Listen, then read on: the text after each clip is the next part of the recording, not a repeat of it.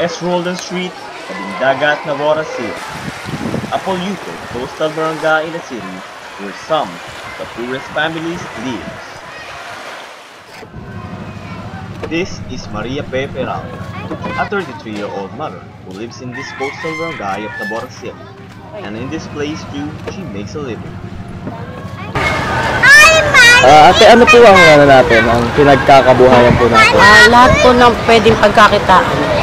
Oo, bali, kamusta naman ang kinikita po natin doon? Ano rin po, sumasapat kahit po nahihirapan. Bali, anong klase ng trabaho po ba yan? All around po, sa bahay, pati po sa pag-ano ng alamang. Basta kung ano yung pwedeng pagkakitaan, no? Opo. Pero ang pinakatrabaho nyo sa alamang ko, no?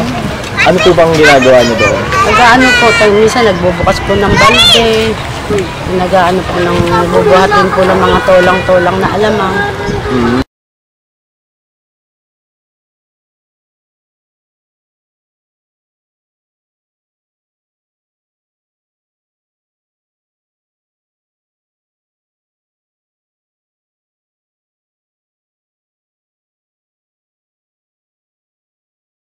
Bali, gaano kahirap buhay ng isang pamilya?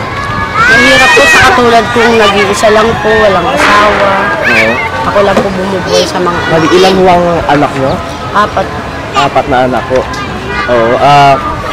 Bakit nag-iisa lang ho kayo? Asan na si Mr.? Nakakulong po siya.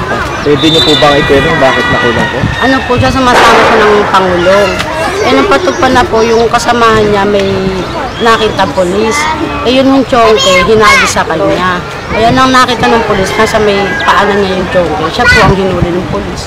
Parang ano lang, naseta po, sema po. Bali, gano'n ba siya katagal doon sa akin? 2 years na po siya. 2 taon na ho.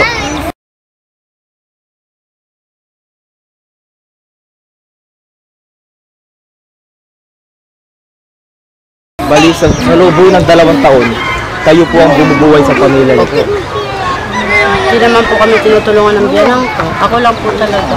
Lahat. Na pagkakasya naman po ba? Kumbaga, nakakakain naman po ba ng sapat sa isang araw po? Opo, nakakain naman po ng ayos. Kaya alam, pagkakatulad po pagbagyuhan, puro nag-ano kami. Minsan, mga anak ko nagtatapon ng basura para may makain.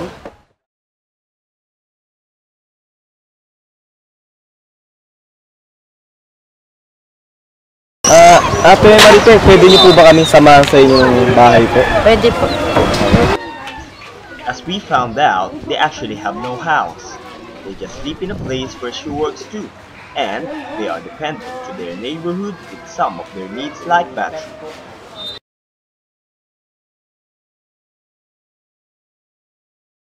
Magandang hapon po, no? Andito po tayo sa bahay ni Ate Mape, no? Kamusta naman po? Ayos lang din. Oo, dito kayo nakatira. Paano kayo natutulog dito? Sa bangko. Sa bangko. Paano pag malamig, bumabagyo, umuulan? Dito pa rin po. Kaya nilalagay lang namin ng toll. Nilalagay din ng toll. So kayo nagsulat din ng mga ganyan-ganyan? Mga kabataan. Gano'n. Mga nakapapagpanood dito. Bali, dito na rin ba kayo nagtatrabaho? Kasi itong lugar na ito, at least hindi na ako kayo lalayo. Sila po yung mga anak niyo po? 4 po. Sila po yung 4 yung anak o meron po? Meron po kayo pagkakalog sa tiyahin. Sa tiyahin niyo? Ba't po nasa kanila po? Kasi yung time na yun wala po kami pera dito. Hindi po namin makakit ng bata ng pangbubugatas. Kaya sabi po yung tiyahin ko, siya na lang daw po nila Pwede po akong pakilala po sa mga anak niyo po. Ito si Daniela Eunice. Hello.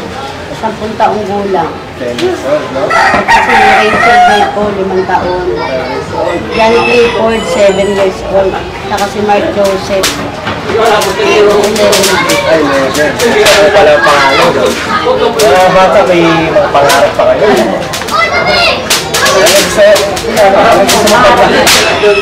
Ha? Si teacher daw. Ay, si mag-teacher na. Kayo, wala pa naisip. Okay. Sa pulis. Ay, hindi ako siguro siya, no? So, kamusta po? Ano po kayo nakakaraos po sa pang-araw-araw? Sa pamagitan po ng pagtulong-tulong po dito kay Ate Flor, kay Kagano. Laki lang po yung kinikita sa pagtulong. Ayos lang po. Pero pagpadating yung time na yung bagyuhan po, wala po talagang So, ang mayroon po kasi bukas na bukas na yung lugar natin. Paano po yung mga gamit po? Sa po kayo naliligo? doon po sa... Ano yung pinaliligo? Ano nakikiligo po? Alam niyo po bakit natin ginagawa po itong interview nito. Bali, kasi sa buhay sa mga maswerteng pamilya na tutulungan po ng aking kuya, si Mark. Isa po kayo sa mga maswerteng pamilya na matutulungan po niya. So, sige, sama po kayo sa amin, may surpresa po kami sa inyo. We brought them to Ate Flor's house, a few blocks away from S. Roden Street. Ate Flor is a businesswoman whom Maria Fe works with. She let us use her house to stage our surprise for Maria Fe and her family.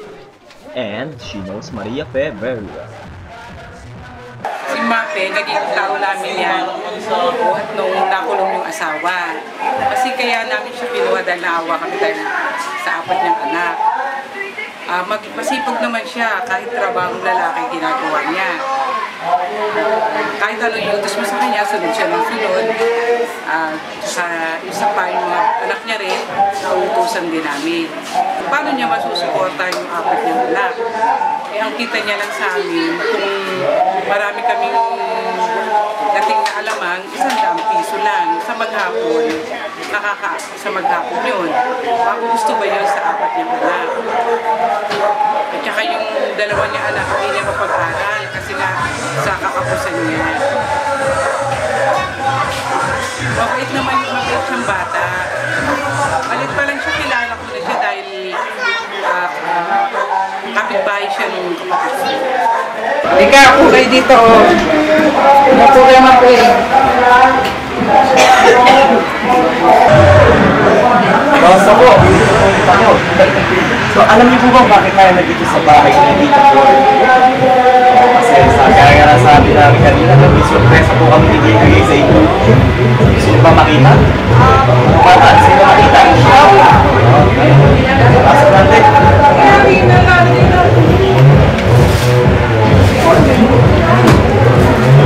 Ay, yan na lang. Sari-sari yung ano, no? Sari-sari yung parang ready goods, no? Hindi, ano yan, assorted goods, pagkain, magagamit sa pang-araw-araw, no? Sige, sabi. Sabi na buksan. He gave them a board of grocery supplies.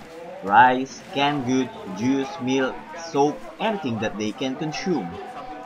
This little help gives joy to Maria Fe's family. For them, this is a blessing that they will never forget. Sige, tingnan nyo. Masaya ba kayo? Masaya. Salamat po.